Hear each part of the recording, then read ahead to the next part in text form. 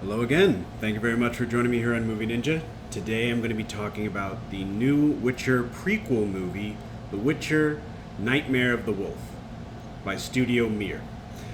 This film focuses primarily on Geralt's mentor, Vesemir, in his early days as a Witcher, his early successes, what brought him into the fold of Kaer Morhen, and a mystery to possibly save future Witchers. Now, what's been happening in the film when we enter in is that there have been a number of instances where monsters have overwhelmed Witchers, and unfortunately, most of the members of Kaer Morhen have not returned from hunts. So, being that the Witcher's expertise is in identification and proper control of monsters, because sometimes they're just exotic animals that humans deem monsters because they eat humans. So, I mean, that's okay, yeah, understandable. That being said, because this new batch of monsters is much more formidable than they've been in the past, Vesemir must team up with an ambitious mage, Tetra, to discover their origins and try to prevent any future bloodshed. So that's the film in a nutshell. What we get is something similar to what we have a lot in both the Witcher novels as well as the Witcher video game series.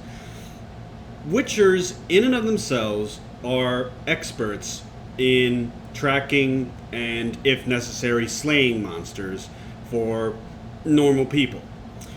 What happens is that the Witcher's job isn't just monster slaying.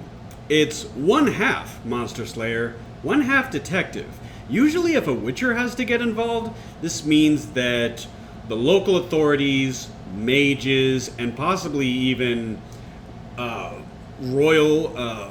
royal security has not been able to manage the problem at hand. Because once again, if a Witcher gets involved, at least with most of the stories with Geralt of Rivia, this is a situation that calls for deeper investigation. And an investigation, as I mentioned, is the main crux of the story. So what would have been more than enough to satisfy Witcher fans, which would be Vesemir going and slaying monsters, surprisingly enough, there's a lot more to it. That being said, once again, this is a spoiler-free review, so I'm going to hold back some details, obviously.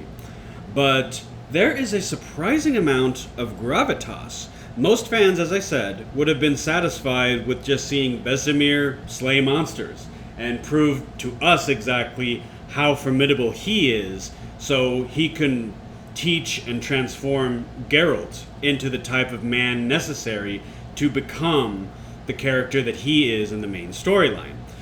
Overall, this was a much more dramatic and complex story than I was expecting. And that is something that's good. This is a good thing. The voice cast assembled for this does an excellent job. Studio Mir, I don't think they've ever really disappointed, and they certainly don't do it here. This is top grade animation. So if you were someone that enjoyed the Witcher series, if you enjoyed the Witcher video games, I think this fits well into their media. I think that this is something that gives us a good outlook as to the future projects that the series is going to have. So, because following this, as I understand it, as of right now, tentatively, because everything in Hollywood is tentative, there is also going to be a prequel series with regards to Geralt, Eskel, Lambert, and a few other characters from the main Witcher storyline. So, yeah, if this is something more to come, wonderful. The bar has been set fairly high, and as long as they keep it at this particular level, I think that fans will be more than satisfied. It'll also bring in new fans. So I will give The Witcher Nightmare of the Wolf a solid 7 out of 10. So, that's my review. It's a bit short this time because I would just go around in circles talking about how much I enjoyed it. And it is a good film. So I think most audiences that see it will appreciate it, even if you're not really part of the fandom. If you're not part of the fandom, I think this is a really good spot to get in on, mostly because there is a lot of context provided for several large events that are, if you see the Witcher series afterward, it'll clarify some things. So, like I said, this is a bit shorter because there's not too much to say except that I really enjoyed it. Have you all seen it? If you have, what were your thoughts on it? Did you have any particular favorite characters?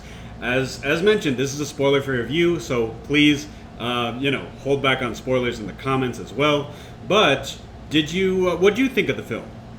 Anyways, thank you very much for joining me here on Movie Ninja, and I hope you have a great rest of the day.